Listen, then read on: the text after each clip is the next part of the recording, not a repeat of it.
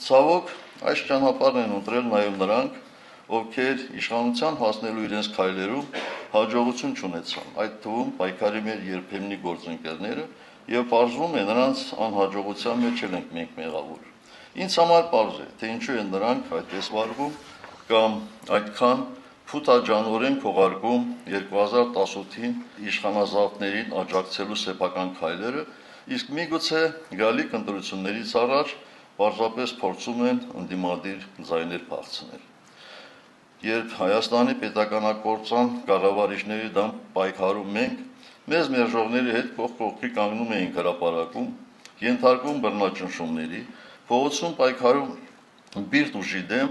ունեինք այն բարձր գիտակցումը, որ այս իրավիճակում հիշացարությունը, քինախնդրությունը չպետք է ավելի կարևոր լինել,